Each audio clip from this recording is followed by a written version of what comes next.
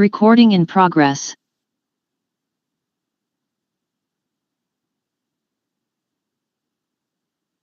I'm giving an extra minute to see if, okay?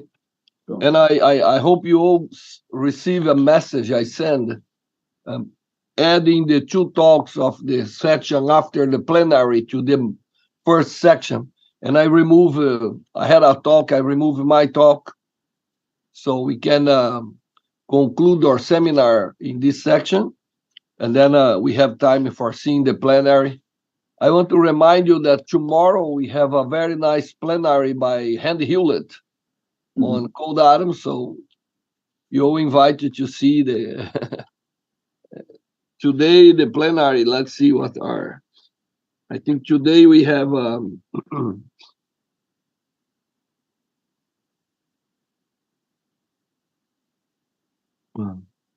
today we have a very nice one about with Ewing from Harvard, analog quantum machine learning. And then we have also Agarwal for quantum optics inspired magnonics. So very good. And tomorrow we don't have any section or seminar, but we have Russell from Max Planck, photonic crystal in chiral space, and then Randy Hewlett, quantum simulation of spin charge separation. So, okay, I think we have to start now. So thank you very much for coming to the seminar, and we are getting to the last section. If the other 2 guys understood my message, I hope, but we're gonna see if they can get in. Otherwise, we're gonna have to do the 4 p.m. UTC time section for here 2 talks. But I hope they can join us now. So I will chair this morning section, and we're going to start with the first presentation by Klaus Ziegler from Augsburg, Germany. Klaus is a frequent flyer for this seminar. He's being always with us in many laser physics meetings, and always giving very nice contributions. So it's a pleasure to have Klaus giving a talk today in this section of Seminar 6. So Klaus, you have 30 minutes, and when is missing about 5 minutes for your time, if necessary, I will give you a warning, okay? Good, thank you. So you could start and... Okay, thank you very much, Wanderlei, for this nice introduction and for organizing this interesting Zoom meeting. I would like to talk about entanglement. Entanglement has been known for many years. I think the main contribution to this field at the beginning was by Einstein, Podolsky, and Rosen in 1935. And since then, the condensed matter community was probably not so much interested in the problem, because it goes too deep into the quantum state problem, which is usually not the subject of condensed matter. But nevertheless, in recent years, because mostly of this achievement by the quantum information community, it became also an interesting subject for condensed matter, and people are at least theoretically trying to understand how this can be observed in real condensed matter experiments. So because it's usually a microscopic effect, but recent experiments with photons have shown that it's really a macroscopic effect. I think the record is entanglement of photons on the scale of 1,200 kilometers. So it means that some macroscopic observations should be possible. And therefore, maybe it's time to think about this effect also for systems based on the optical lattices, for instance. Oh, what is this? Okay, sorry. Okay, so let me try to put a picture on place, which allows us to understand how we could observe entanglement in a macroscopic system. It is actually based on a very old idea in classical thermodynamics, where we used the approach that we combine isolated systems, as I show here. They have two different volumes, V and V prime, characterized by pressure and time and temperature. And we combine these subsystems, these two blocks here, and we get a larger system, which gets into equilibrium, which has the volume, of course, of the sum of the two previous isolated systems, but it has new pressure and new temperatures. And the system, the combination of these two subsystems to a new system is ruled by the equation of state in classical thermodynamics. So this idea was very fruitful for thermodynamics. So the whole industry was built on that. And later also approaches like the renormalization group approach was based essentially on this concept. So it's very, very useful and fruitful, and therefore it is natural also to think about this type of approach based on the quantum systems. And this is what I show here on the right-hand side. So instead of a volume, now we have Hilbert spaces, H and H prime, and these red curves, they indicate a quantum state. And if you combine them, you get a new Hilbert space, namely H times H prime. And the quantum states in this new Hilbert space, in this combined Hilbert space, they are usually entangled. And the physics is ruled in this case by the Schrödinger equation, essentially. So we can transfer our classical approach to this quantum system. And what we get is, for instance, what we can calculate is an entropy. So in the quantum system, it's an entanglement entropy, which we can define. I will come to details later. But the problem is these quantum systems, they evolve over time. So the entanglement changes, and in particular, the entanglement entropy, as it's shown here, it wildly fluctuates over time. So this is time, and this is entropy, entanglement entropy. And what we see here in this simple example, I will go into the details of the example a bit later. Depending on the parameter of the system, this is U in this case, it's really wildly fluctuating, but there is some structure. And the problem is, how can we extract the generic structure of these evolutions? And this is the goal which I would like to follow here. I will do that following the principle of as simple as possible, but not simpler. So I will discuss simple systems which represent this type of behavior. So the talk will be divided in two parts: a unitary evolution, where we have this strong dynamical fluctuations, and we will discuss a protocol which allows us to extract experimentally relevant data by observation time averaging. I will explain what that is in detail later.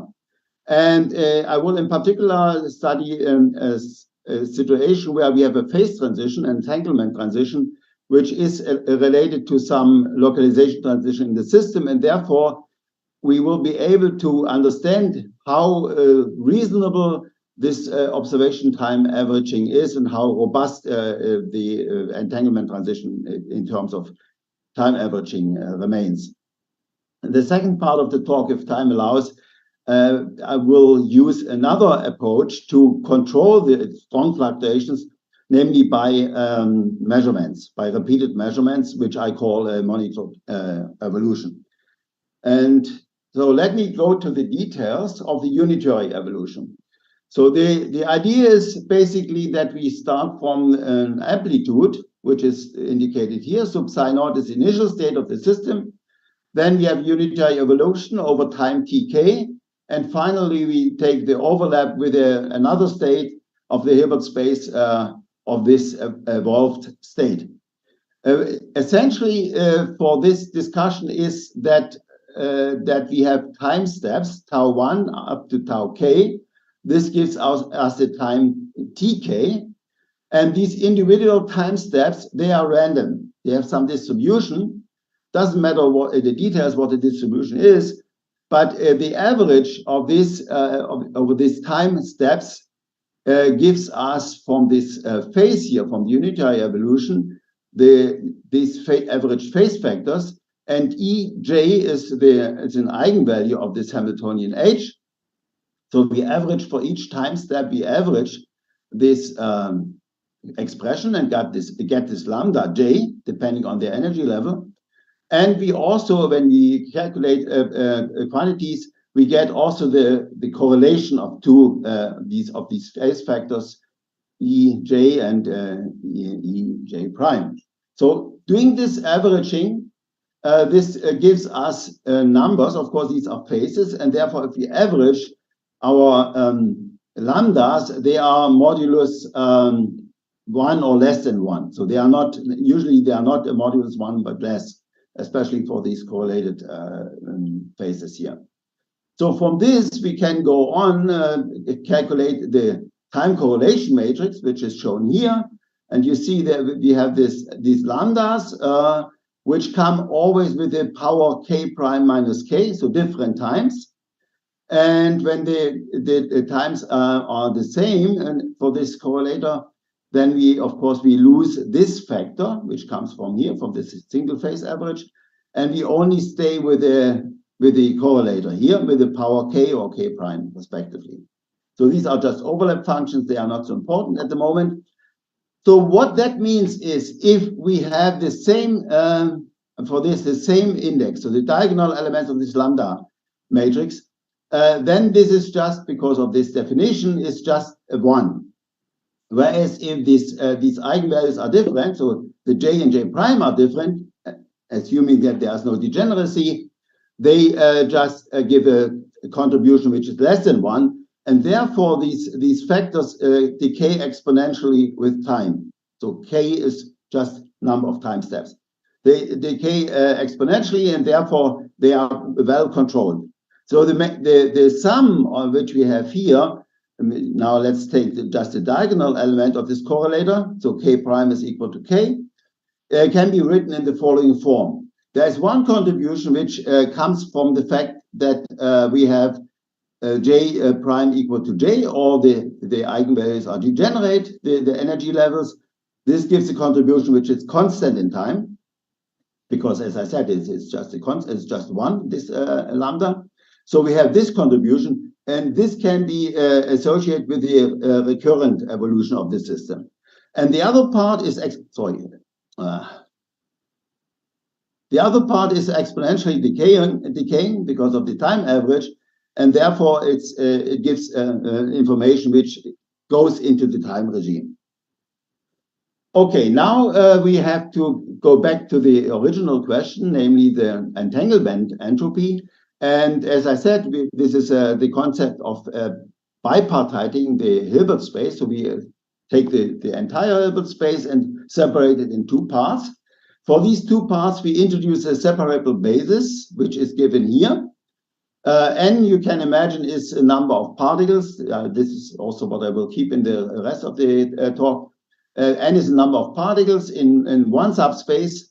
And in the other subspace, we assume a particle conservation. It's capital N, so capital N is fixed, minus N. So this is a separate state, so the product state. And the same is true for the initial state, where we assume that all the particles are just in one Hilbert space, let's say in H2. And then, because of tunneling, they can move to the other Hilbert space, H1, once we have combined the systems. So this whole system can be described by the reduced density matrix. So we have just the density matrix with respect to one Hilbert space, let's say H1. And the other part is traced out, and this leads, in this specific case, it leads to the diagonal reduced density matrix, which is given by this amplitude modulus squared, which I introduced in the beginning, averaged with respect to the time steps. Special values are that all the particles are in the, let's say, in H2, then we have n equal to 0, or all the particles are in the other Hilbert sub-Hilbert space, and then n is equal to capital N. And these are the corresponding elements of the density, reduced density matrix. And from the reduced density matrix, this is, I think everybody knows that as a direct step, that we can introduce a Rényi entropy, which is just this expression. So we take a power of the diagonal elements of the reduced density matrix, power alpha. So alpha is equal or larger than 1 in this case. If it's 1 is the limit, it gives us the von Neumann entropy, but we will choose typically alpha equal 2. So we have a second power of this average matrix element of the reduced density matrix, takes a log with the basis 2, and with this prefactor, which is in this case is just 1 for if alpha is equal to 2. So we have to calculate this quantity, and then we can study our system. And as I said, I will choose a very simple example. Namely, we have two wells with bosons, and this is approximated by this Bose-Hubbard model or Josephson bosonic Josephson junction model. So there's hopping between these two wells, described by the hopping rate J, and there's interaction of the particles inside the wells. Okay, what do we get from the time averaging? This is shown here. I should say these purple curves, they are normalized. So before we do the averaging and we calculate this, for instance, this we call this return probability, then we get a lot of these fluctuations. But when we average, this is the purple curve, it becomes very smooth, and it is exactly what I said before. There is an exponentially decaying part. Of course, one of the exponents are dominating, though they give the decay. And there is a saturation which gives the recurrence of the system because it's a finite dimensional system. So it saturates at some constant value. The same about what I call the transition probability. So the little n is now the capital N. The total number of particles is in the other well. And what we see, also strongly fluctuating values are very small, of course. But if we do the averaging, we get again exponential decay with some saturation. Okay, now let's go to the question: how much affects this time averaging the outcome of let's say, the physics where we are interested in? We know that this system, which we are considering here, this bosonic system, has a phase transition, a quantum phase transition, which was discussed some time ago.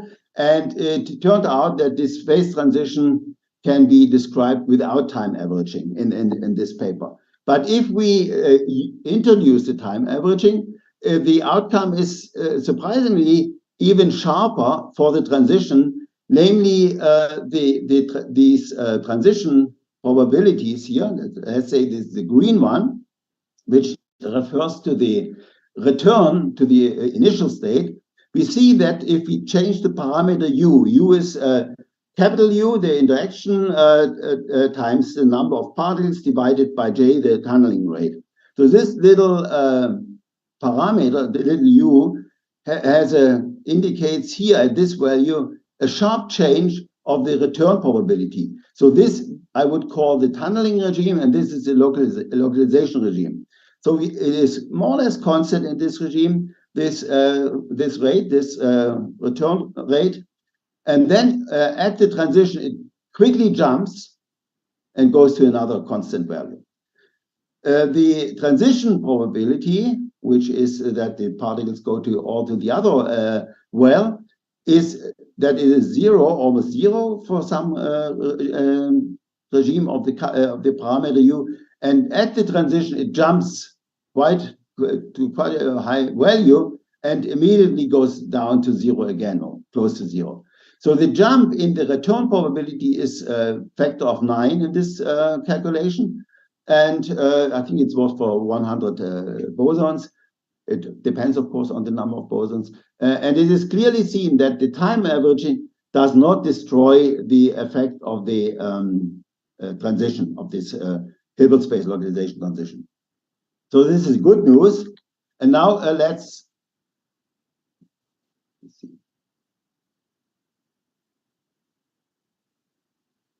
What is this? Hey, Carl, you had any problem? I have a problem with my computer, apparently. Okay, Oh, just fix it. Let me see. Let me just go back. It's just frozen. Okay, let me just go back. Maybe I can. Okay, let me. Sorry about that.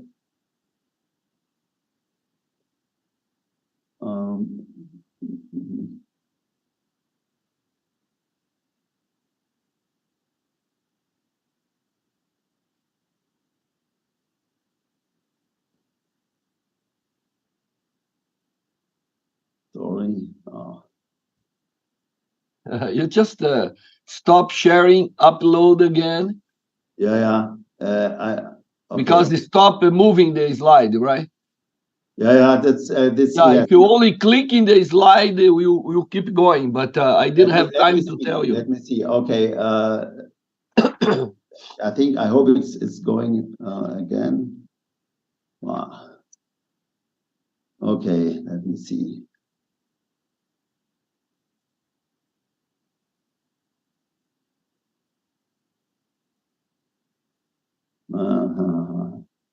This is really not a nice thing here. Maybe when we have okay, let me see if I can fix it now. Okay, yeah. I'll try. Okay. Okay, so now let me just yeah. Okay.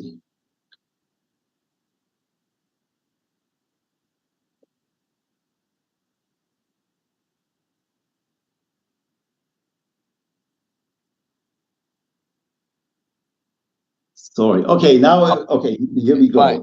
So this was a transition, and now we are back to the entanglement question. So what happens to the entanglement if we go through this transition? Same model, same regime of parameters. And what we see is that the entanglement increases more or less linearly with the J, with the tunneling rate. So you increase the tunneling rate, the entanglement entropy increases up to a certain maximum, and then it enters into a plateau value. So apparently something serious is happening here, which means that it might be related to the phase transition. And indeed, if we replot these curves, not entropy versus tunneling, but entropy versus tunneling divided by the number of particles, we see there's exactly a transition at this value here. So it's just a single transition for different numbers of bosons. So this is quite a robust effect, which is visible in the entanglement entropy. And this was actually our original goal, to see, does the entanglement entropy indicate this transition clearly? And indeed it does, especially when we do this time averaging. We can also plot it in a different way, so we get different parameters, entropy again, versus n over j or n times u. So we see always an indication of the transition, which is here always the maximum of the entropy. So it increases and then it decays. Another way to plot this is using the a kind of phase diagram. So we have u versus J, and the entropy is heat in this heat plot, and we see there as a clear line, phase transition line here, or if you plot N versus J, we have this indication for the transition here with this plateau, with this red plateau, and the same with U versus N. Okay, so apparently there's a simple phase diagram which can be extracted from the entropy values.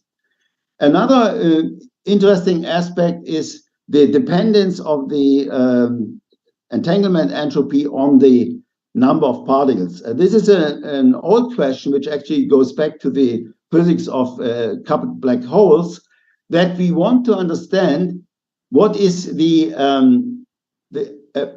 contribution of the entanglement to the whole physics of the system. So how it strongly contributes the entanglement when we change the number of particles. And this is indicated here. So again, we have this U here, N, and we see that the critical U, this is somewhere, I think it should be somewhere here, there is a drastic change. And if we are in the localized regime, this is on the right, and then we see that the entropy, the entanglement entropy, grows linearly with N. So it's a qualitative change in comparison with the tunneling regime, where the entanglement entropy grows logarithmically only with the number of particles. So this is really a qualitative change due to the change of the parameter U and going through the transition. Okay, with this, we already have quite some information, but for many questions, the entanglement entropy, which is just a number for given number of for given parameters, this is usually not sufficient to understand what in detail is going on inside the system. We would like to understand what individual states contribute to the entanglement, and this can be studied by considering the reduced density matrix itself and writing down these elements, these diagonal elements, so there are n of them, in a fixed time k, let's say, and we write it as a Boltzmann factor. So it's e to the minus psi, k, and n. N is a variable now. And because the entanglement, I mean, the reduced density matrix is non-negative and is normalized, so its maximum is 1. So we have a real exponent here, and this is usually called the entanglement. These are the entanglement levels, entanglement spectrum levels. And they are, for n equal 10, for 10 particles, they are shown here. And again, we fix the tunneling rate and vary the U, or vice versa. We fix the U and vary the tunneling rate. We see that there is a qualitative change near the transition. Transition is somewhere, I think it should be somewhere here. There is a qualitative change, namely the levels. These levels, they are more or less well separated. Let's say here in the tunneling regime, they are well separated, but they also stay constant. But when we go through the transition, green is the entanglement entropy. The transition is somewhere here.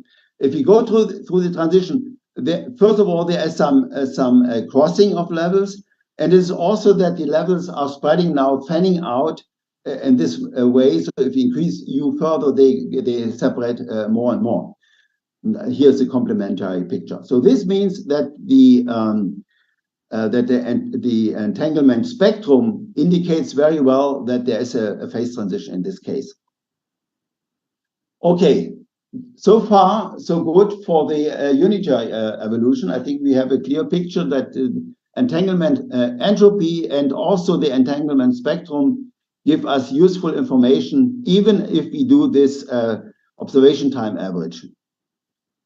Now, let me briefly mention in the remaining time that we have also this monitored evolution. The monitored evolution has a projection onto a state, a repeated projection onto a certain state given by this pi operator here. There's a unitary evolution, then there's a projection, and this is repeated again and again. And from that, we can also calculate the reduced density matrix. It's shown here, but I think I skipped the details. And what we get for the entanglement entropy is the following. M is a number of measurements. So M is going from basically from 0 to 200. So we have a measurement, projected measurement, then we have an evolution for a certain time step, and so on. Here's no time step averaging. It's just a fixed time between measurements. And what we get is this pseudo or quasi-periodic behavior when we have a very small step between measurements. So the entropy has a entanglement entropy has a certain value, and it's just smoothly, more or less smoothly increasing and then going down to small values. It doesn't go back to 0 actually, which is at the beginning, but it's always some kind of entanglement. but it has its let's call it quasi-periodic behavior. If we increase the time steps between measurement, there is a dramatic change. First of all, the entropy is always switching between two values. You see a relatively low value and a large value. That means there is entanglement, and then in the next step, the entanglement is quite destroyed, and again it's repeating. There is also some classical, some characteristic jump here between these values at the beginning for some, I don't know, 30 measurements, which could be maybe related to a quantum Zeno effect. But otherwise, for longer times, you see this is constant switching. And this can also be seen in if we change the parameter between the steps, so 0.78 to 0.8, we see a drastic change if we change slightly the parameters. First of all, we have, let's start with the yellow. Klaus, it's 5 minutes left. Okay, well, thank you. We have the switching, and then we have a crossing where the entropy does not change anymore. And then again, it's switching between two values. The point of crossing changes if we change the time step. So we can increase the time step. This crossing moves to this point, and we see there's another crossing here. So, and if we increase the time step further, then we get these green spots, green points, and we see the crossing remains somehow, but the fluctuations increase, and the picture is not so nice anymore.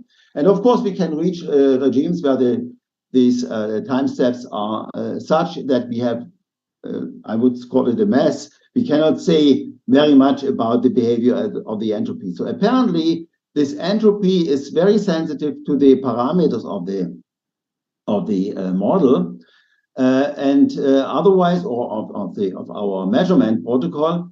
Otherwise, they can have quite a smooth behavior, at least in some regimes, in contrast to what happens in the unitary evolution. So the measurement helps a lot to control the entanglement entropy, therefore the entropy. And as a last slide, I just wanted to show you the spectrum, entanglement spectrum, in the presence of these measurements. Interesting is here is no measurements, unitary evolution. We see that the entanglement spectrum, when we change the parameter J, the tunneling rate, it's completely reversed. So we have these levels, and then there's in some regime there are several crossings, and the result of these crossings is finally that the spectrum is completely inverted. And when we introduce measurement, just a single measurement, this gets mixed up. So we already, at a much smaller tunneling rate, we already see a lot of crossings, and the crossings is such that it's not in a controlled way that we can see which states are really contributing to the evolution, because we should keep in mind the levels are really providing weight to the evolution. So, for instance, if this level is 0, it means there's only this state is dominant and nothing else is contributing, because everything else is exponentially small. And this is also here, this is a different state which is stable, which is dominating the evolution for this value of J. So you can see that by changing the model parameters, the entanglement, and also especially the entanglement spectrum, is very much affected. And therefore, the interesting thing is, if you do experiments with these systems, it would be very nice to control the model parameters and to see which states are relevant in the evolution. So there's a final plot, but I don't think I need to explain this. It's just a size dependence for the entropy in the number of bosons in the case of different number of measurements. And we see there's also an increase as in the unitary evolution. And maybe there's some linear behaviors, maybe some logarithmic behavior, depending on the number of measurements. So with this, I would conclude my talk. The entanglement entropy has strong dynamical fluctuations, and there are two ways to control them. One is to do the observation time average for the unitary evolution. And the other one, which is more or less theoretical, or if you do it experimentally, you really have to choose certain experiments, certain results, and then maybe you have to average them. On the other hand, the monitoring by projective measurements also controls strong fluctuations, and we can get reasonable results for the entanglement entropy, as well as for the entanglement spectrum.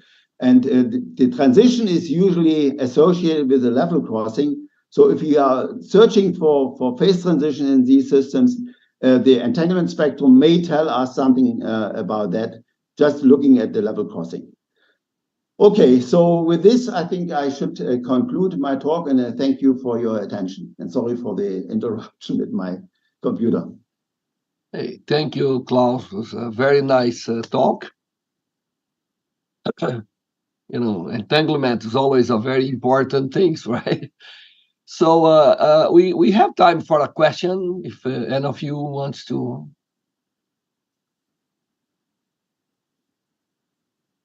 Nobody wanted to ask. Excuse me, which kind of measurement do you do in the monitoring scheme? I could not see. No, I didn't have time to go into the details. What we do is we project onto one state.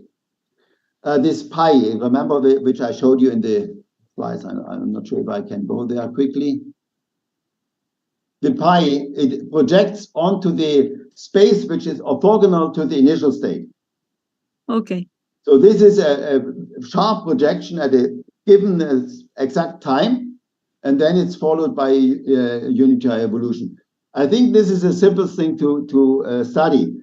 On the other hand, I know that there are many works, especially I think also at École Normale, where people are using this weak measurement protocol, which is where you don't project on a specific state, but you somehow smoothly go through this Hilbert space, maybe randomly, and look for the effect of the measurement apparatus onto the evolution. So this would be I would say it's a very different protocol for doing measurements. Another one is recently a lot of people have studied this in the context of random circuits, so for quantum computation, where they also use projective measurements, but they choose random subspaces in the Hilbert space where for the states which they project on.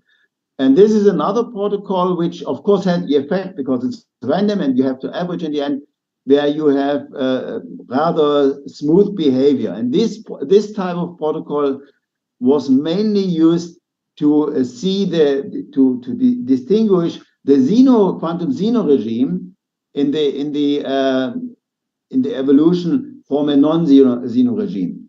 And there is a belief, and maybe also a lot of evidence, that there's a phase transition between the quantum Zeno regime and the non-Zeno regime. And this is usually done by doing this averaging over different states which are projected. So there are a number of attempts in this direction, but we have I would say it's at least for doing calculations explicitly, not using the computer. Many things you can just do by hand. This is the easiest way to do it, by projecting onto the Hilbert space, which is perpendicular to the initial state. Thank you. Yeah, you're welcome. Any more questions? So, Klaus, thank you very much for the nice presentation. Thank you. And we're going to move to the next talk. So the next talk will be given by Sabari Subramanian. Yes. Subramanian. Yes, Sabari Subramanian. Did I say correct, Sabari? Yeah. And this is a work done together with Lauro Tomiu from. Yes. And it will be presented by Sabari, and is related to anti-vortex pair production in perturbed dipolar Bose-Einstein condensate. Yeah. Sabari, if you can start and you have 30 minutes for. Okay, thank you. Why my slides are not visible? No, we're not seeing your presentation yet. Yeah, but I shared already. Yeah, you share, but it's not to everybody. Just stop sharing, go again.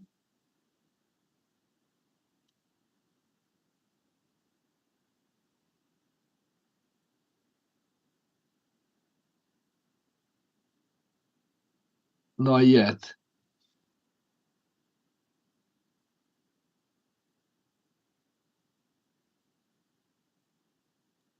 Is it related to my computer? No. No, you already. I'm. Yeah, I shared that, but why it's not visible? Yeah, Yeah, maybe Klaus has to stop sharing, and this will allow somebody else. Let me see. I thought I stopped sharing. Yeah, I don't think Klaus is sharing. Once again, no, I'm not sharing. I'm not. It should be.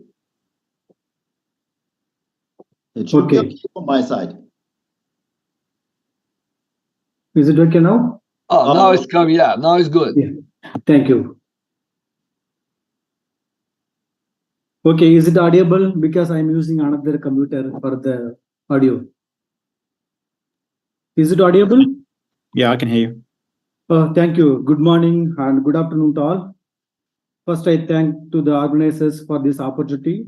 Also, I thank to Professor Laro Tomio for allowing me to give this webinar talk. Title of the talk is Vertex Anti-Vertex Pair Production in Perturbed Dipolar Bosine Condensate. Please stop me if it is not clear. Someone please. If it is not clear, please let me know. This work I have done with Professor Laro Tomio and also Dr. Kishore Kumar Dardwell's Center, University of Otago, New Zealand. This is the outline of the talk. Actually, I have planned to discuss about properties and few applications of the vertices. But last 2 days, we have had enough details about the basics of the vertices, also different types of vertices. So I skip this part and directly go to my work. First, I will discuss shortly on the formulation of the dipolar Bose-Einstein condensate. Next, I will move on to the results and discussion. Part of this work is published in EPJD in 2018, and the extension is published in APIC conference proceedings in the same year.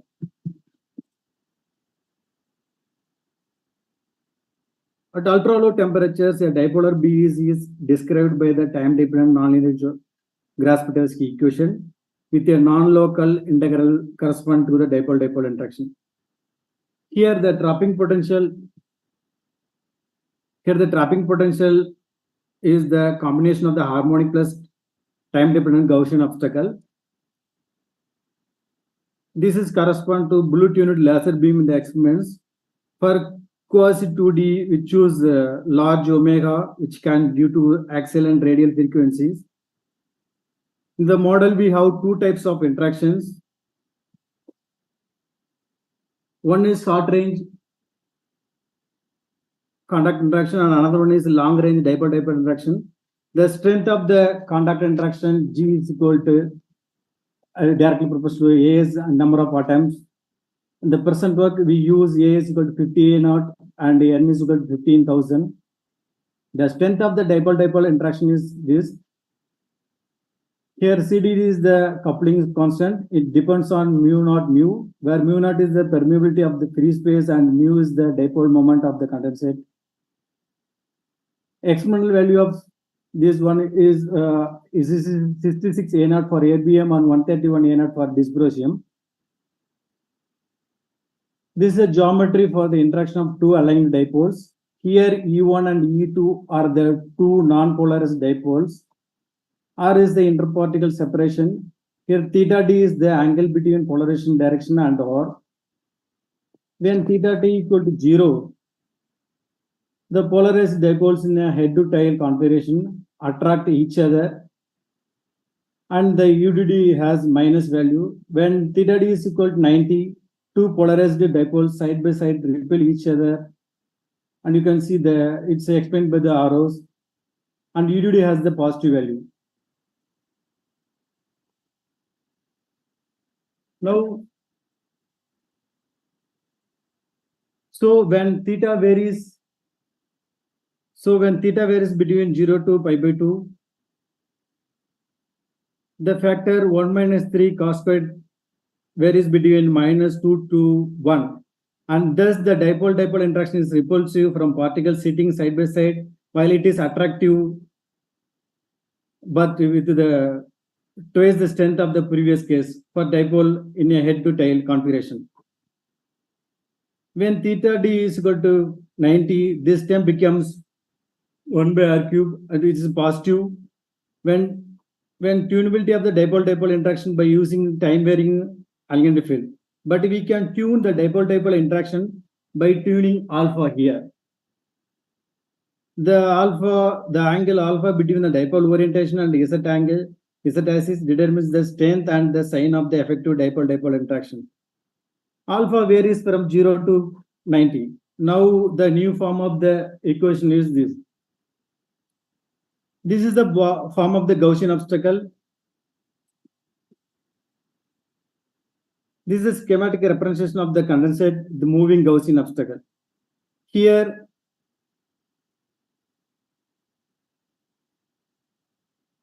AT is the time-dependent amplitude, and it has this form, where epsilon A is the displacement factor for amplitude, and its frequency is omega A. When omega A equal to 0, then this AT becomes time independent. A0 is the height of the Gaussian potential. Its value for the present study is 36. It's around 90% of the chemical potential. Here X0 and Y0 is given. It's dependent on the R0 and sin mu t and R0 and cos mu t. R0 is the position of the Gaussian obstacle from the center of the condensate, and W0 is the width of the Gaussian obstacle. The velocity of the Gaussian obstacle depends on the R0 times mu. By varying R0 mu, we can find the critical velocity for the vortex nucleation in the condensate. So A0 and R0 values are obtained from these two figures, chemical potentials and RMS value. The chemical potential RMS values are decreasing for increasing value of alpha. So here the alpha is varying from 0 to 90, but in our case we only varying 0 to 35.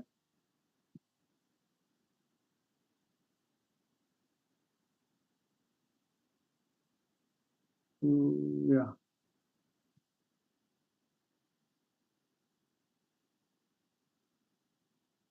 So in our numerics, we have used 256 and 256 grid size with delta x, delta y is equal to 0.01 for both the x and y directions. And time step is 0.0001. To obtain a stable ground state, the model equation is first solved by using a imaginary time without the Gaussian obstacle. Next, this solution is evolved in real time with the Gaussian obstacle. For alpha equal to 0 and mu equal to 0.5, the Gaussian potential moves circularly. In this case, there is no vortex pair production, nucleation.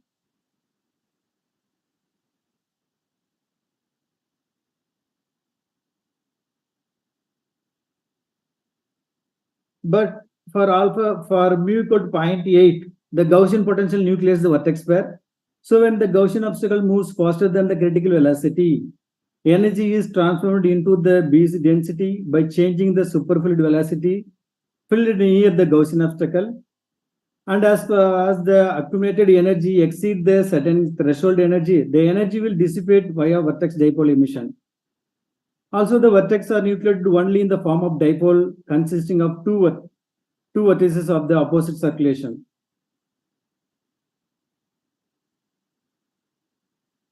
The critical frequency for the vortex pair nucleation lies in between the region A and B.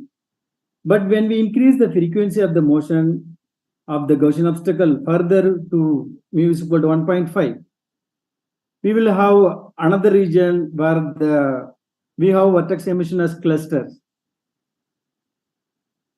So you can see from so this is the left side of a part is the below the critical velocity. The right side is the cluster region. For better, here is the 3D view for corresponding densities for better view. So maybe, yeah, is it working? Yeah.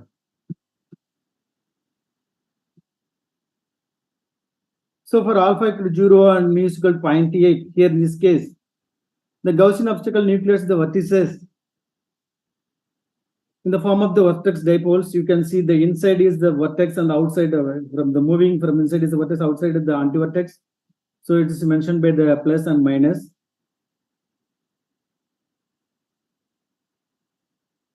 So in the first panel for circulation up to pi/4, we have one pair emits. We have one pair, but in the bottom, so if suppose if we go to the bottom, for mu equal to 1.5, the Gaussian obstacle nucleates the vertices in the form of the vertex cluster. It is clearly visible in the first panel B1 by C1. If you see the first column, so when here we are just changing the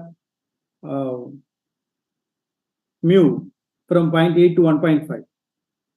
This figure shows the vertex nucleation by the Gaussian obstacle for two different values of mu, also for two different values of alpha, dipolar strength, varying dipolar strength. In each row from left to right, the density shows cycle evaluation for pi/4 to pi. So off circulation only I have showed. The first row is for, so we know that 0.8 and the last two rows are 0.5. And last row is for alpha is equal to 30. So these are the difference. Next we try to for linear motion of the Gaussian potential. So I have tried one case, another case we have tried. In this type, we have two cases. One I consider where alpha equal to 0. Another one is I vary alpha equal to 0 to pi/2. So in this case, if you so this is already published in this paper EPJD22. In the left side figure, we have calculated the critical velocity for the three different cases: non-dipolar cases, and erbium dipolar condensate and dysprosium dipolar condensate. So the green is non-dipolar case. From the left side figure, the nucleation of the vertex dipoles increases with respect to increasing two-body contact and dipolar interaction strength. This happens due to the increasing interaction strength leading to increase in the chemical potential of the condensate. Usually the height of the obstacle is determined with respect to the chemical potential. So as I shown earlier in the figures, one needs to increase the height of the obstacle when the chemical potential increases. In this case, the critical velocity of nucleating vertices also depends on the height of the Gaussian obstacle.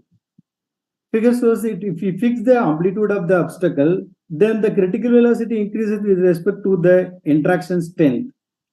Usually in rotating magnetic trap, for the nucleation of a single vertex, the critical rotation frequency decreases with respect to the increasing contact interaction as well as the dipolar interaction. But in the rotating trap, the vertex with the same charge circulation is created. Whereas while steering with an Gaussian obstacle, we observe vertices with the opposite charges circulations. Steering beyond the critical velocity nucleates more vertices. This will be helpful to study the dynamics of multiple vertex dipoles. Right side figure shows the plot of the VC by CS versus the contact interaction for the same three cases. The speed of sound depends on the scatter length and dipolar interaction strength. So there is no nucleation. If you see the left side figure, there is no nucleation vertex pairs for the velocity of the Gaussian obstacle is less than the critical velocity, like in the earlier case, circular case. But above the critical velocity, as we expect, we have some we have the vertex pair nucleate begin the Gaussian potential and start to move.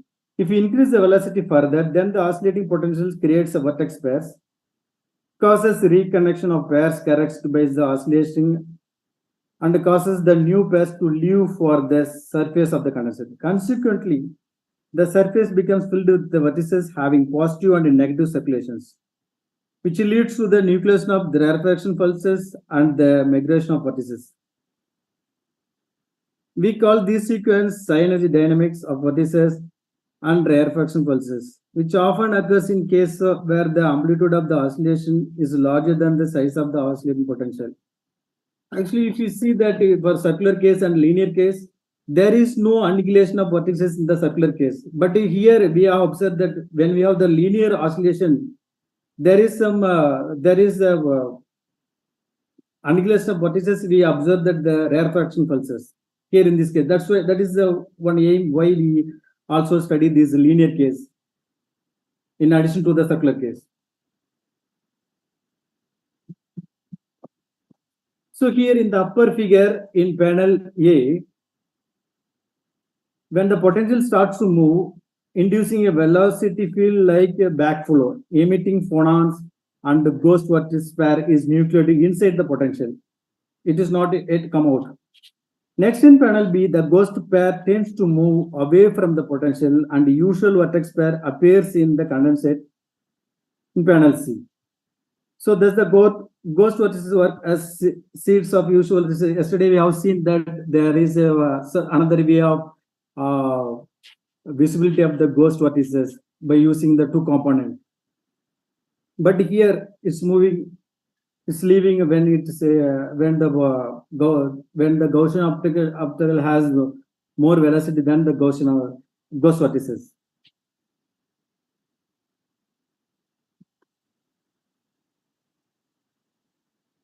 So if you see in the lower figure, reconnection of vertex pair occurs near the oscillating potential. This new vertex pair has an impulse in the same direction as that of the potential. Then the potential changes the direction of velocity. Thus the potential collide with the pair in panel A. Then a new ghost vertex pair is nucleated inside the potential whose impulse is opposite of the usual vertex pair, and it reconnecting with its as shown in B. Thus, two new vertex pairs is appear in the condensate in panel C. Thereafter, the pairs move away from the potential, leaving for the surface of the condensate.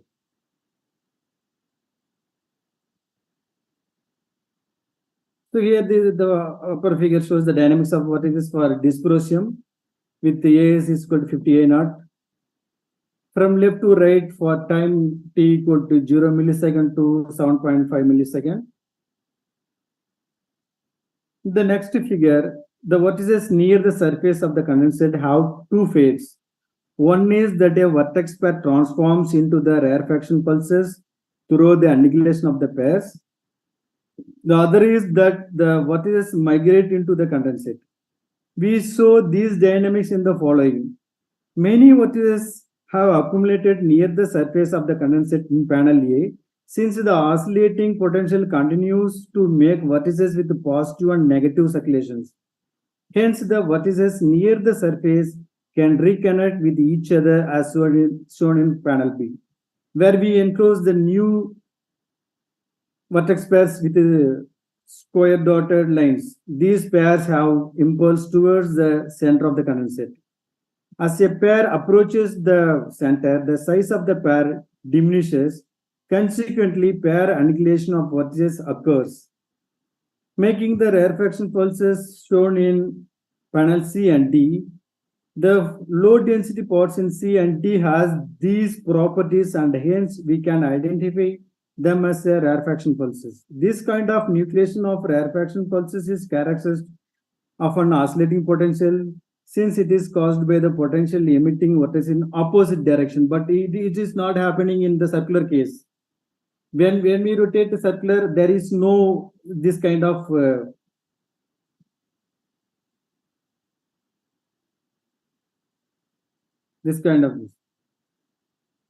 So now in case B here, we vary, alpha will vary from 0 to 90, and we kept theta d is equal to 90. So this is the phase diagram by varying mu versus alpha, the dipole-dipole interaction strength. When compared with the earlier case, the first case, this one, so there is some small shift for the vertex, no vertex region, and vertex dipole region, and vertex cluster region when we compare with these two circular and linear cases.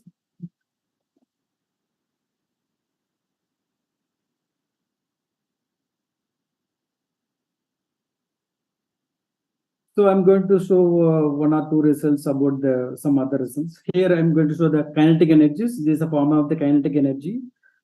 So here I choose 4 values for 2 mu and 2 alpha to see the effect of the velocity and as well as the dipole-dipole interaction strength. From this figure, we can clearly see that there is big difference when we change. There is big difference in the kinetic energy when we change the circular frequency, the velocity. But there is only small difference when we change the alpha. So you can see in the upper 2 curves are for alpha equal to 0 and alpha equal to 30. So there is no big difference when change the alpha. But if you see the lower panel to upper or lower pair to upper pair, mu is equal to 0.8 to mu is equal to 1.5. So we can see that the kinetic energies mostly depends on the velocity of the Gaussian obstacle. So next we see the compressible and incompressible parts of the kinetic energy, this form. And so I just to choose one value. So here we see the first figure. The lower curve, blue color curve is the compressible energy, and red is the incompressible energy. The block one is the total kinetic energy.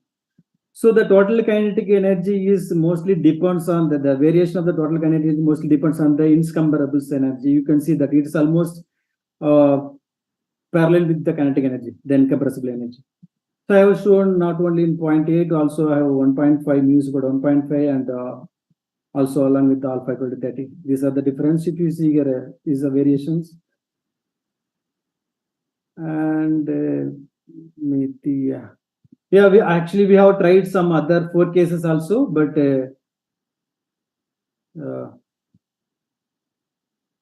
with the oscillation of the amplitude of the Gaussian obstacle, not only circular and linear, also I am oscillating vibrating the amplitude of the. These are some phase diagram I found these 4 cases, but it's okay. I am concluding my talk. So this outline. So we have studied the dynamics of vertex dipoles in erbium dysprosium dipolar BC. We have calculated the critical velocity for the nucleus of vertex dipoles in dipolar BC with respect to the dipole-dipole interaction as well as the contact interaction. We have also shown the dynamics of the group vertex dipoles and rarefaction pulse in the dipolar BC. So in the dipolar BC, the Gaussian obstacle, we have observed rarefaction pulses due to the interaction of dynamically migration vertex dipoles. Future direction, we are looking to study the quantum turbulence in dipolar BC. That's all. So I only short due to the time. So thank you for the questions. I am available for the questions, comments, and suggestions.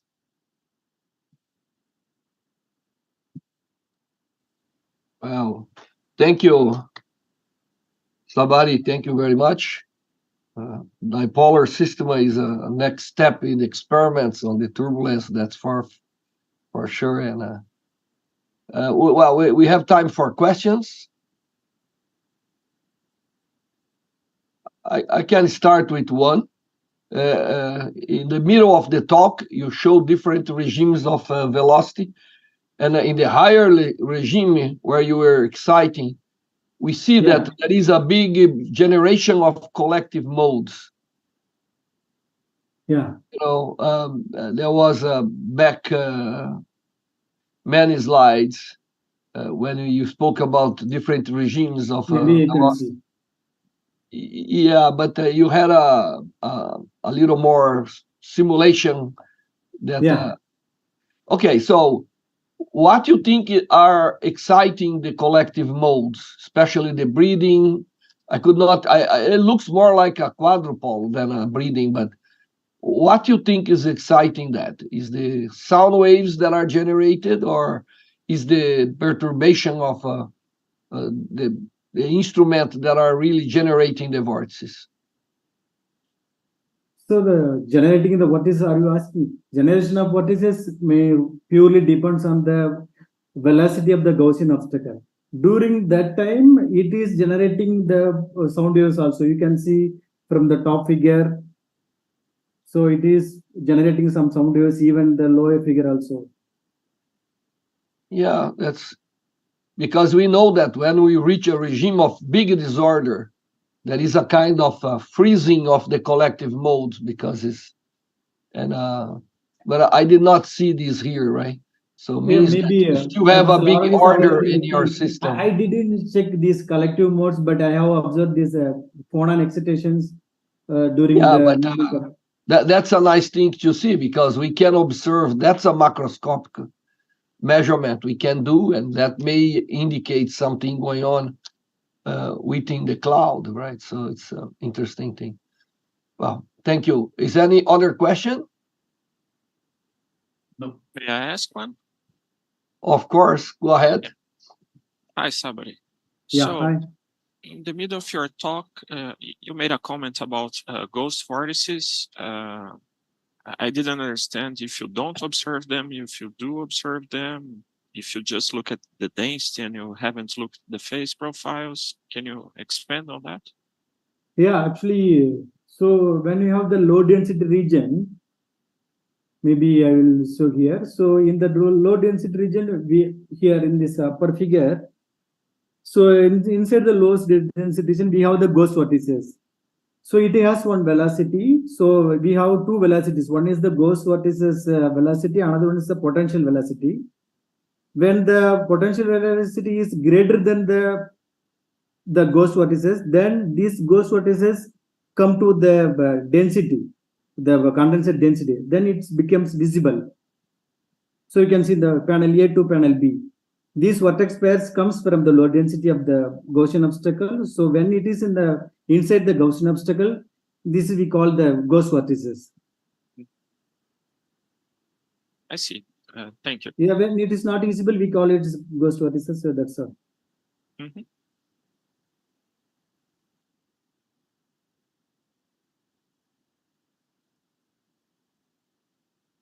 Okay, no further questions.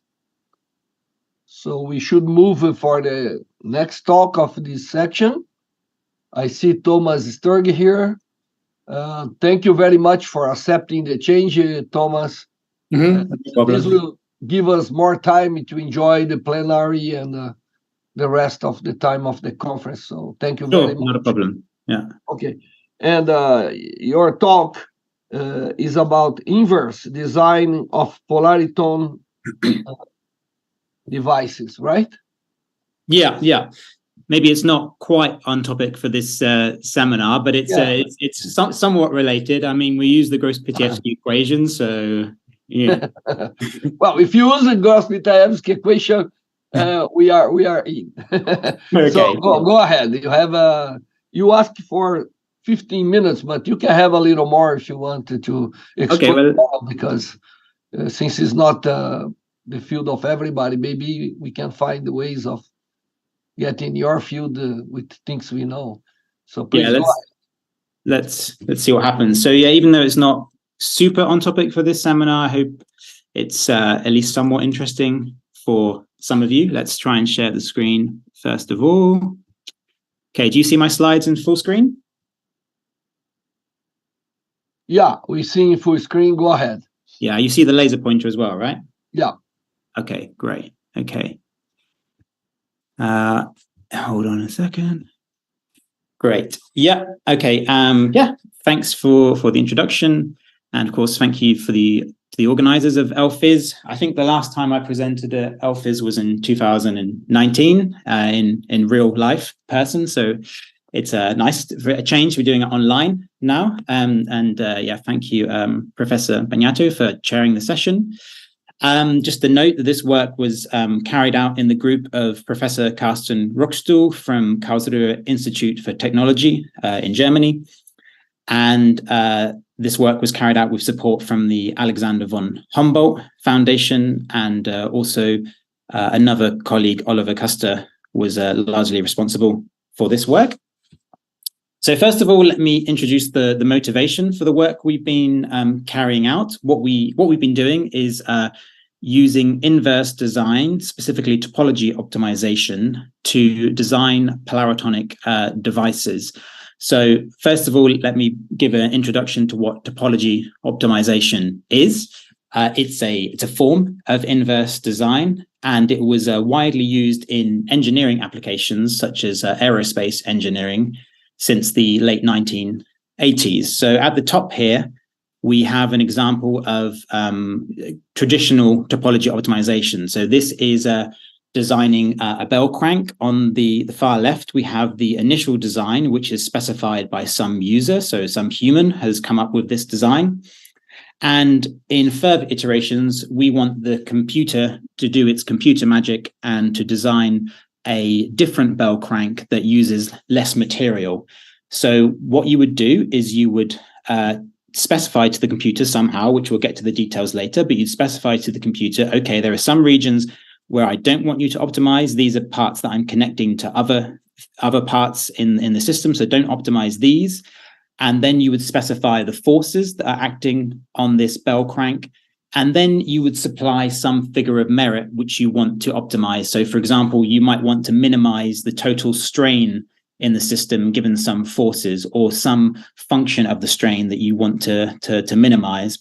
And then using this topology optimization that we'll get to in a second, the computer is able to iterate towards some new design using less material. So you say use 50% less material than before, and try and come up with some design that minimizes the total strain, for example. So that's what we see as a canonical example of topology optimization at the top. And there are many software packages that or standalone software suites that people can use just with a few clicks of button design new objects in engineering applications.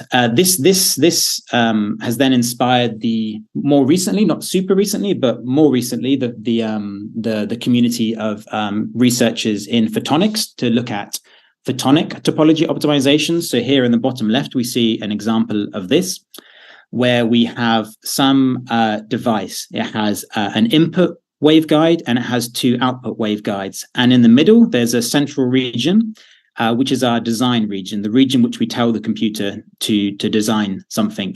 And here it is able to design the refractive index at each point.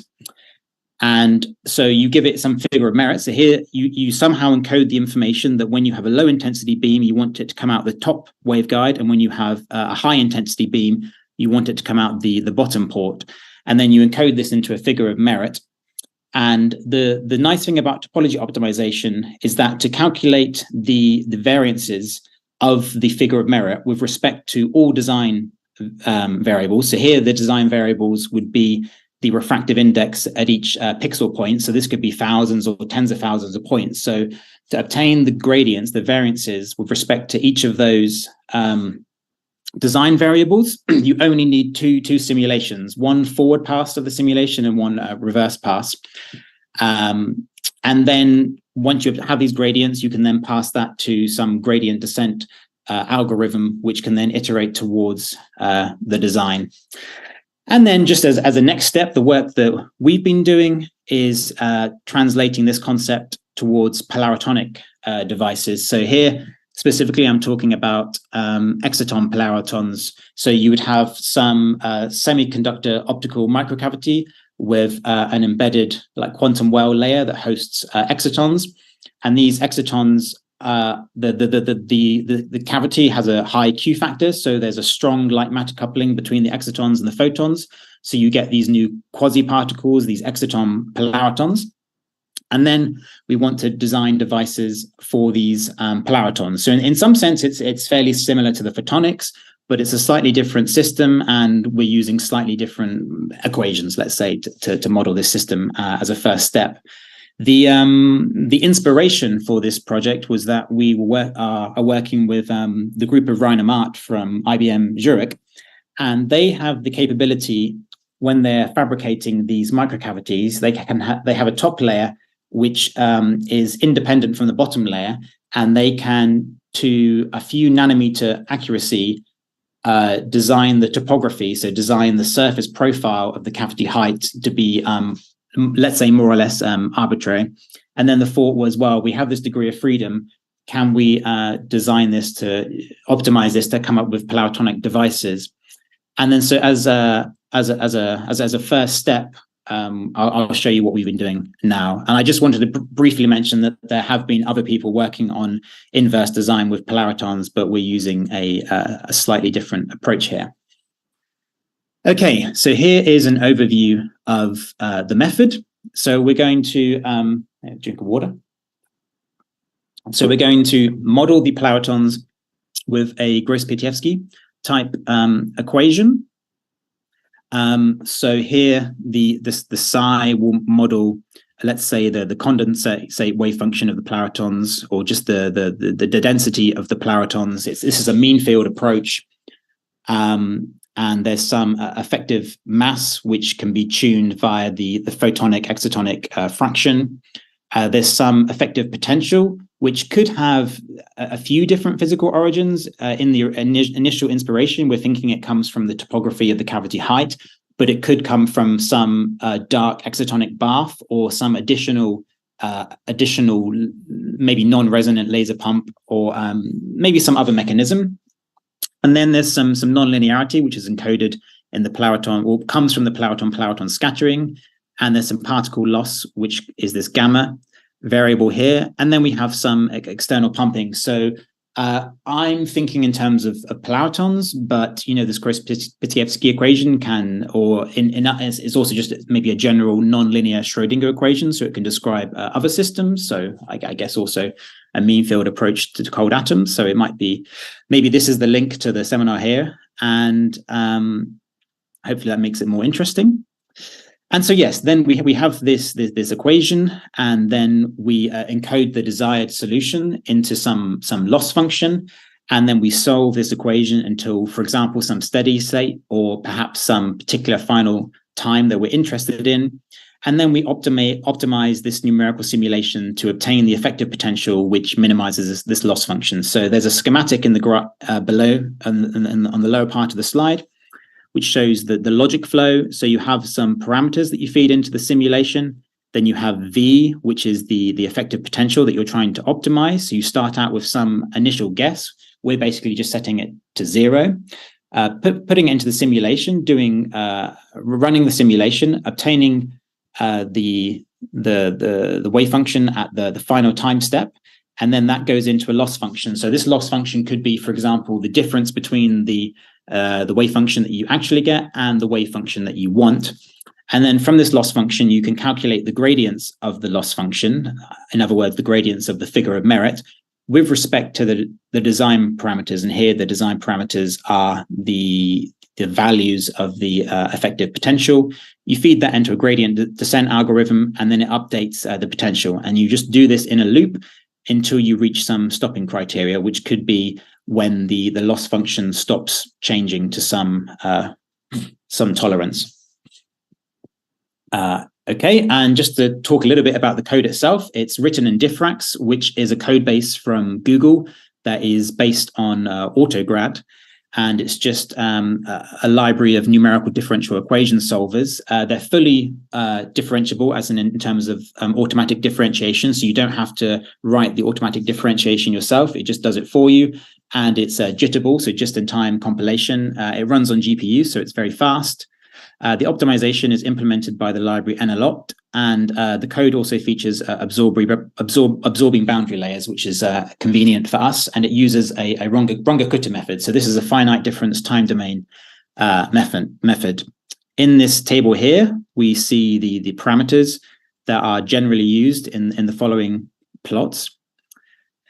Okay, and so at this stage, we're at let's say a preliminary stage in the research. And so we hope to design maybe more more interesting devices or more useful devices, but nonetheless, I still wanted to sort of jump on here at this conference to just present some of the preliminary results, and here we go. So as a first example, the guys from IBM were interested in creating a flat top density profile and asked us if we could design the potential that would give rise to this. So in the left here, we show the absolute value of the condensate of the wave function, and the figure of merit was that in some square region here, we specified the figure of merit being such that the gradients, the spatial gradients within this region are zero to give us a flat region. And this is on the right. This is the potential that the algorithm came up with. Let's have a little look at a one-dimensional cut. So it's maybe clearer now to see that you do have this flat top distribution in this region here. And on the right, we see a cut of the potential.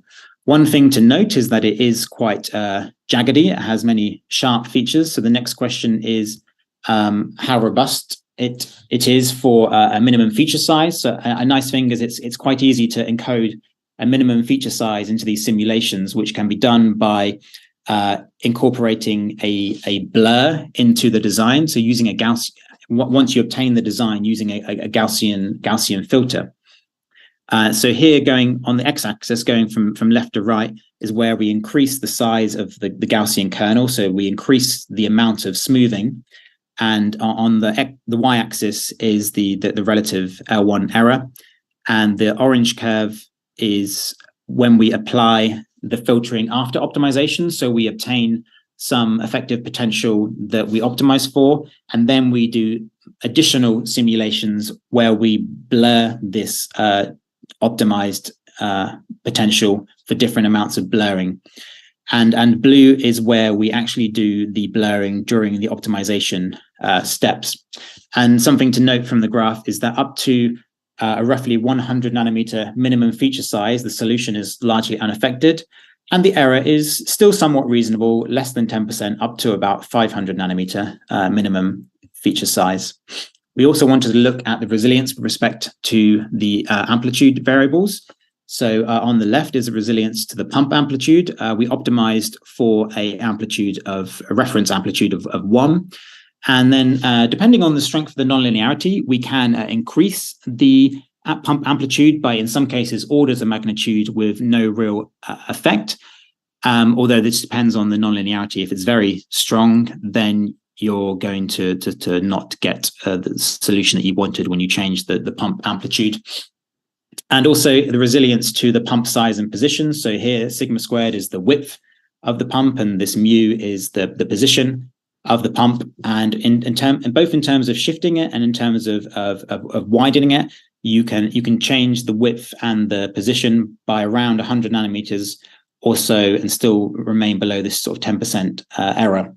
In a further iteration, we could optimize across variations in the parameters. So you could run several simulations for various different parameters and then you optimize over this whole global set of parameters, which would give you a more stable solution, but at the inevitable cost of a degradation in the best solution that's possible. Okay, so that's one example. And then as a second example, we created phase vortices. So here we the figure of merit was to design some phase vortex by designing the effective potential. And so in the bottom left, we see the wave function, or the absolute part of the wave function that was designed for, and then the top right is the phase. And so we see this winding from 0 to 2 pi, and then this phase discontinuity. So we have this phase vortex here, and in the top left we overlap the solution with just a Gaussian beam to see this interference pattern, which is sometimes investigated in experiments. So that's just for reference. So we can see that we can make a phase vortex with a winding of 1. And then to show that we can do here a winding of 2, so we see 2 phase jumps, and then a winding of 3. As one final example, we also designed a lens. So here what we had as the initial state, we had some Gaussian wave packet that is moving to the right with a wave vector of 5 inverse micrometers. And then we want it to be focused as strongly as possible at this point over on the right. And in the middle is the design region where the effective potential can be designed. And so we see some focusing happening here. If it was just the normal Gaussian beam, it would have spread out as it moved to the right. And then just another example with a higher initial wave vector. And then here I show how the amount of focusing versus wave vector of the incoming wave packet changes.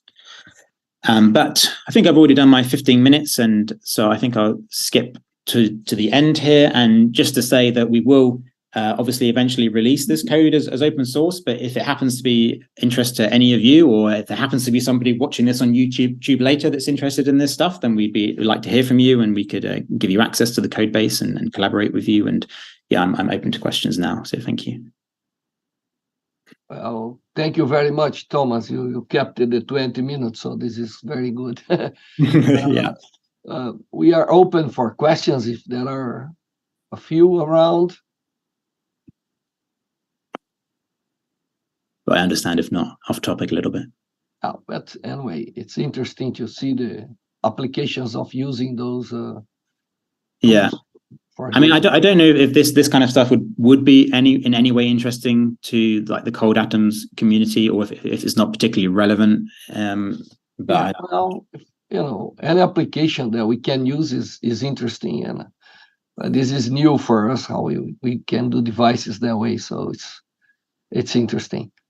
Well, yeah. Thank you very much, Thomas, and I appreciate your participation in your seminar. Yeah, appreciate it. And, thank you very much. We're now going to move to the last talk, and the last talk will be given by Daniil Provorchenko. I think, Daniil, you are around? Yes, I'm here. Hey, hi, how are you? I'm fine, thanks. Okay, I think, Thomas, you have to stop sharing. I think I've stopped now. You stopped, okay. So, Daniil, you have to somehow upload your presentation so we can start.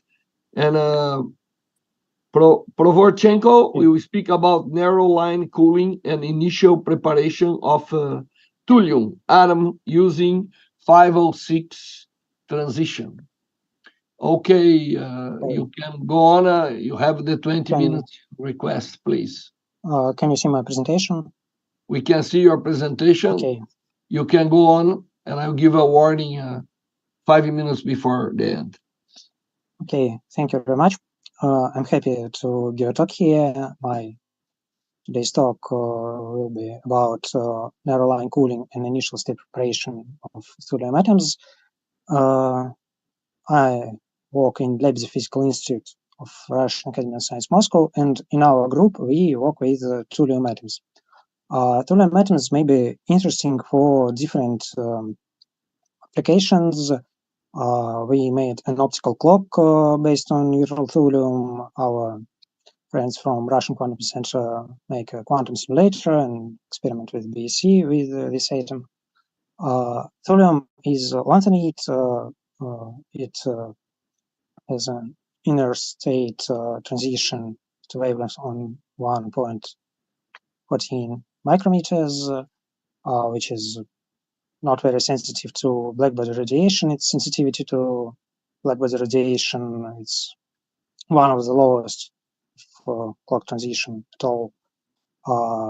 And because of our interrogation protocol, so-called synthetic frequency, we can eliminate frequency shifts where second-order Zeeman effects. So our total frequency shift is very low. It's very nice for optical clock. And for transportable optical clock, we have a lot of convenience, like convenient wavelengths and magic wavelength and 64 nanometers. So it's very prospective candidate for transportable optical clock. And all of these applications require our atoms to be laser cooled. Laser cooling of neutral thulium now performed by two-stage cooling. First on the broad transition at 410 nanometers with the line width of 10 megahertz, and the second one more narrow at the 530 nanometers, and its cooling setup provides us like a couple of million atoms up to 10 million atoms at temperature of 20 microkelvin. It's we can work with it, but it will be better for both application to decrease this temperature, increase the phase space density. So as a side project, we choose narrow line cooling of thulium. We choose the transition at 500 nanometers, 5 or 6.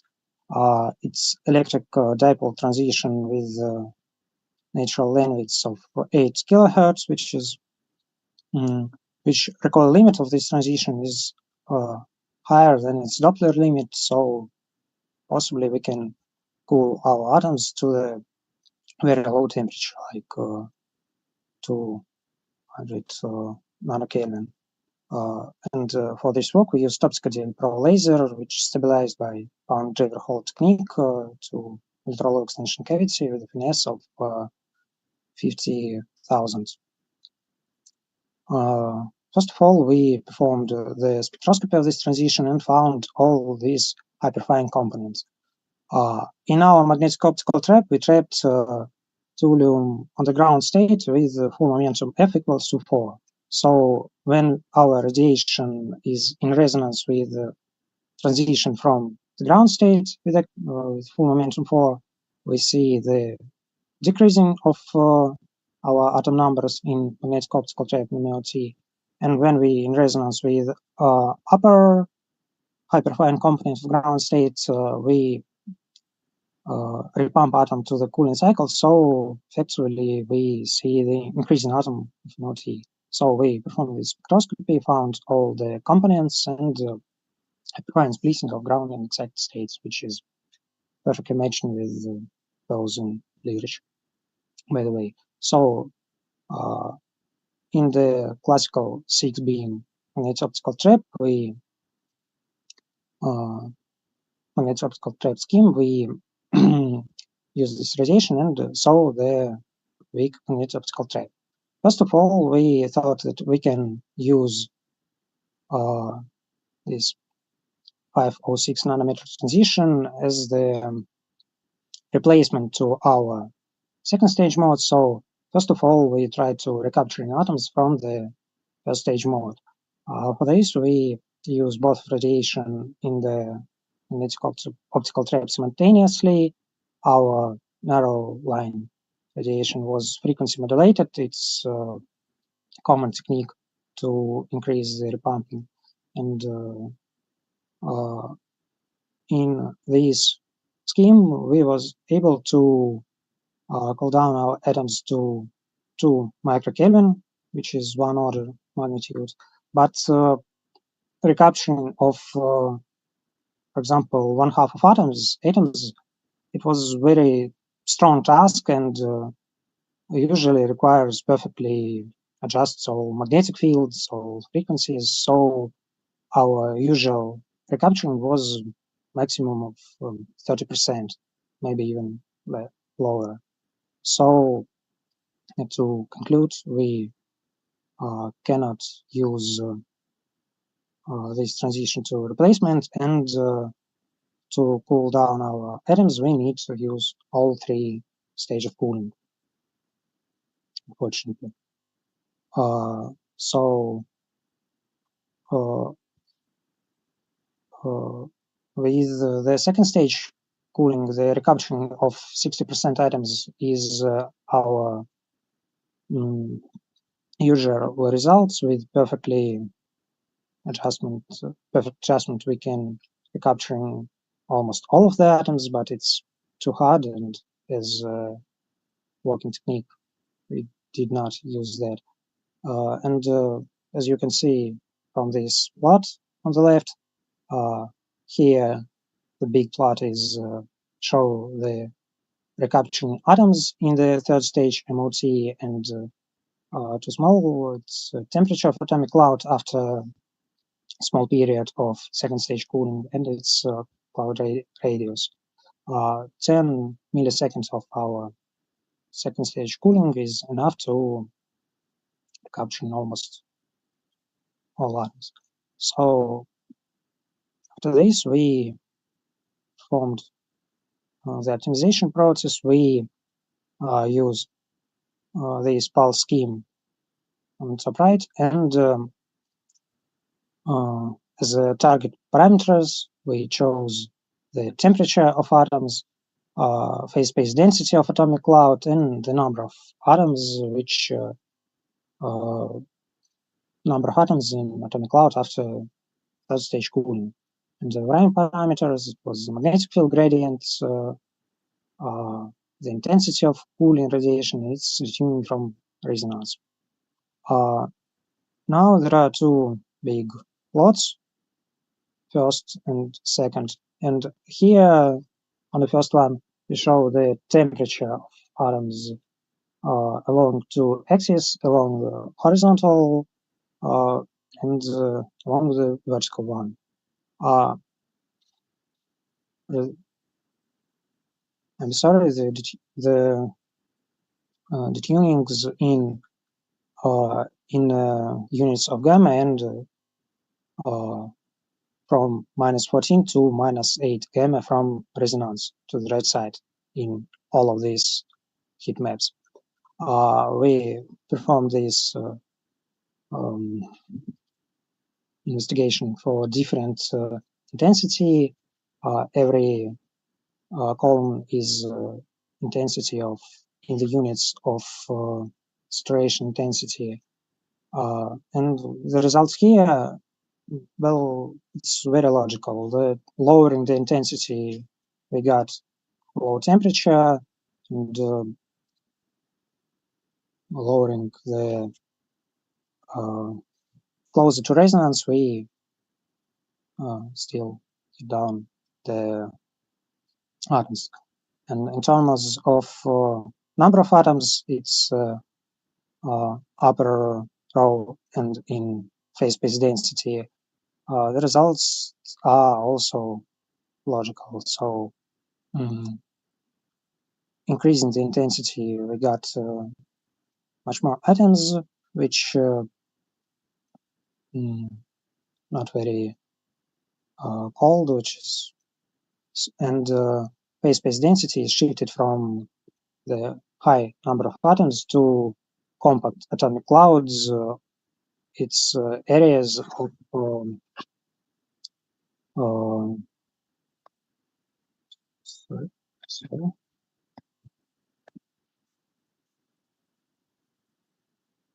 areas of high magnetic field gradient. Here.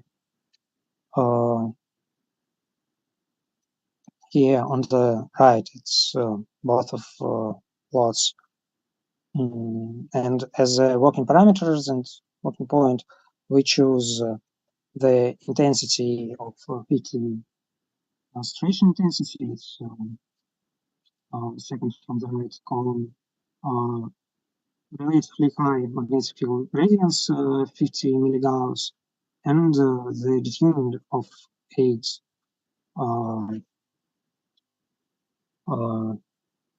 in terms of 8 narrow line widths, so it's 64 kilohertz, which provides us relatively low temperature of 1 microkelvin and relatively high number of atoms in phase space density. But also using this technique, we can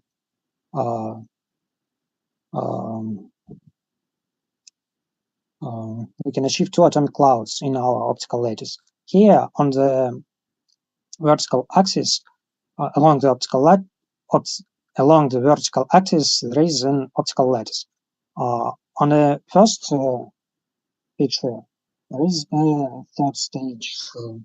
There is an atomic cloud after third stage cooling. After this, we switch off the cooling radiation with magnetic field, which shifts our magnetic third stage magnetic optical trap down. Part of atoms are still capturing in optical lattice in the initial place. So after we switch off the laser beams and magnetic fields of third stage cooling, we have two atomic clouds with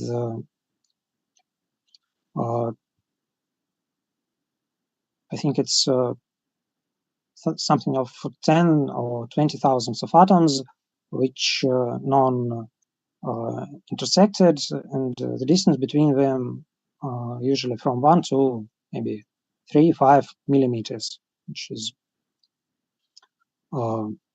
interesting result, I think. But this results of laser cooling, they may be interesting for our colleagues which work with BEC or with quantum simulators, but for us, for optical clock, it still some working to perform. For example, laser cooling.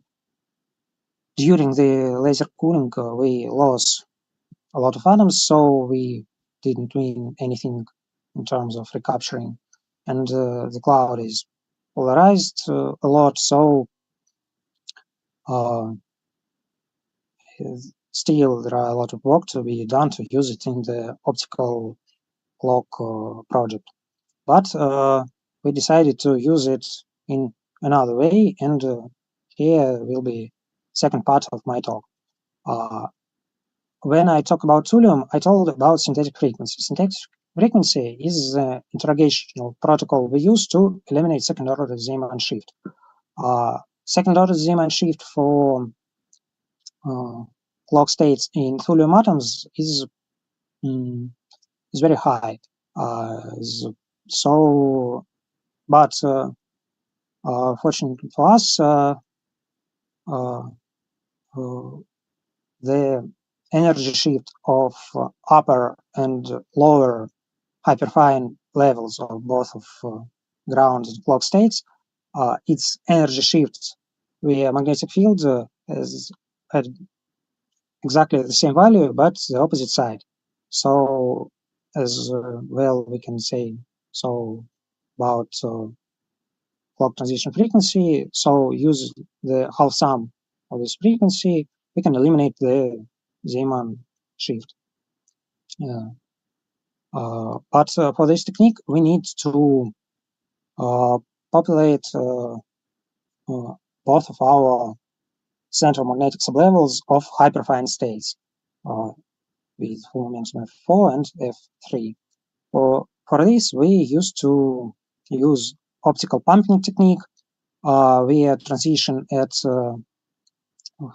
418 nanometers. And the key feature of this transition was that 3.3 and 4.4 transition has very close to each other frequency very close to each other. So we use only one beam to populate both of central sublevels and part of atoms which initially was at F equal to 4, repumped to F equal to 3. But this method has some two disadvantages. First of all, a lot of atoms from edge magnetic sublevels were lost. And the second one, the population of central magnetic sublevels was not equal. Population on the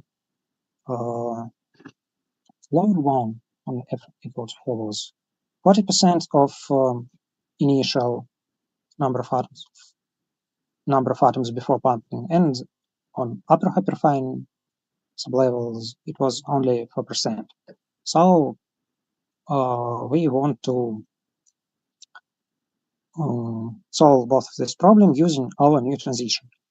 For this, we use another hyperfine components of our transition 4 to 4.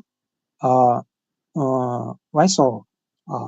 We use it because, first of all, it's narrow enough to excitation of edge sublevels and repump them to closer to zero magnetic sublevels. And second of all, when we excite atoms which, for example, on F equals 2 minus 4, most of them will repump to F equal to 3 hyperfine components, which mean the population will be equalized. The probability to repump is 35 times higher than the probability to return to the F equals to 4 sublevels. On the right, there is some our experimental data. It's a spectroscopy of this transition 506 nanometers, in which in resonance to 4 to 4 undefined components. And there is a model which, first of all, in the phi, which varies which transition and kind of show us our initial distribution patterns to the magnetic sublevels. As a Hey, result, Daniel, you have 5 minutes. yes, I'm close to the end. As a result, we equalized our population of our central magnetic sublevels to 15% on each one. So again, the result of the work is we was able to recapture atoms in magnetic optical trap in 506 nanometers. Most of them, we cool them down to the 400 nanokelvin, which is very low temperature for laser cooling. Find different regimes of the magneto-optical trap, which can be useful for different application. For example, for those one where necessary to cool atom down to very low temperature or to high phase space density cloud. We choose working parameters for us. As a side project, we're capturing 2 non-intersected atomic clouds in optical lattice, and now we use this laser of this transition to equalize our population, equalize the population of atom on the central magnetic sublevels. Thank you for your attention.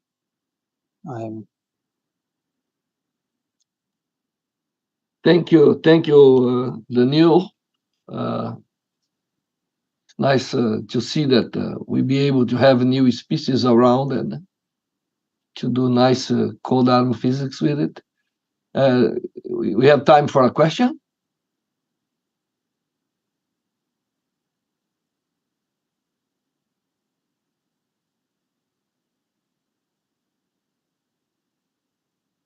Well, I see nobody with their hands up. I have one question. Is there a limitation on the number we can reach when you add the repump on the 506? Because you have a 2 ground state and 2 up state. You have to work with the polarization, but you may have some leakage there.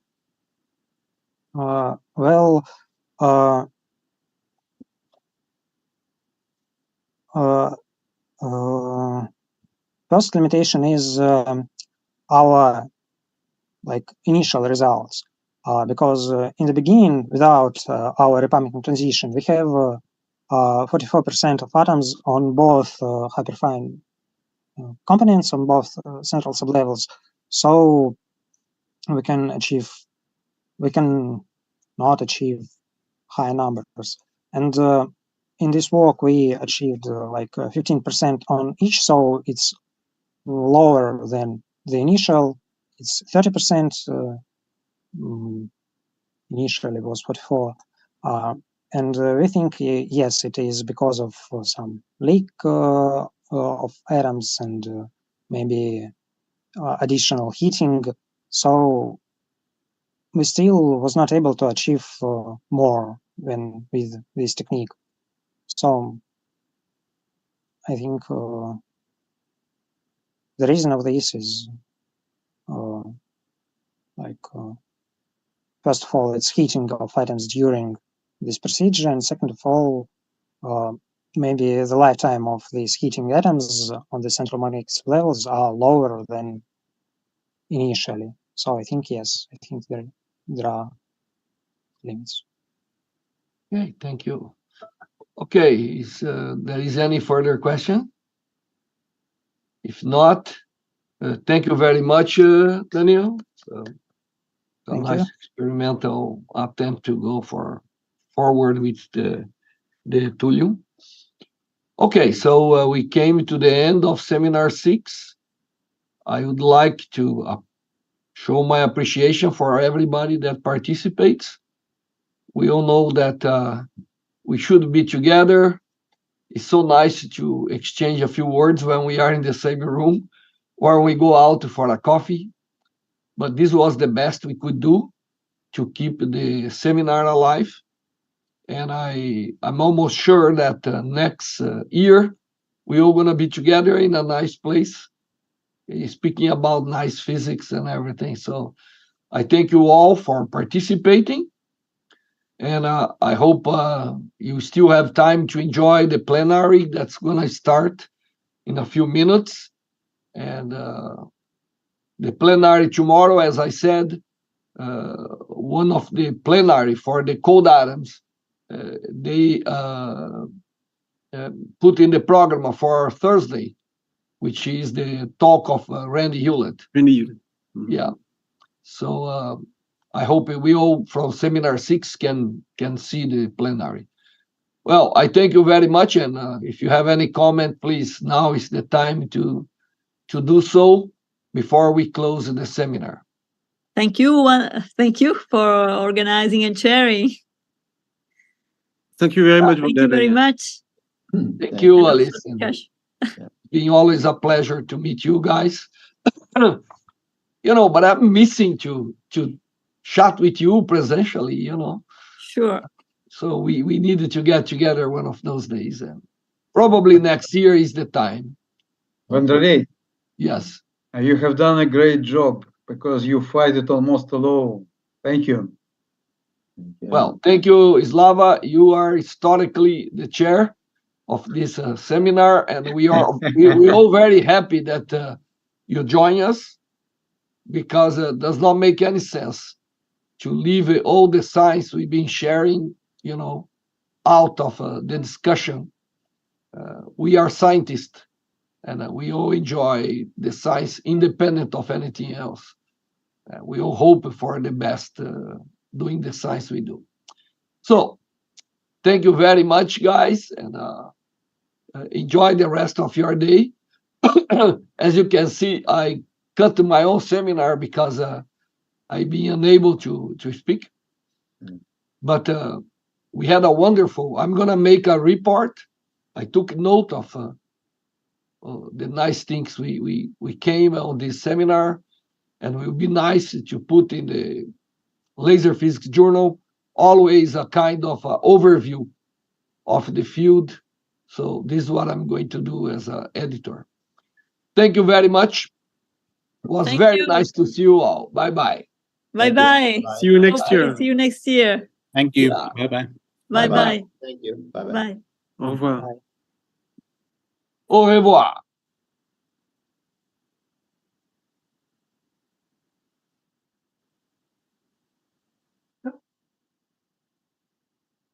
Okay.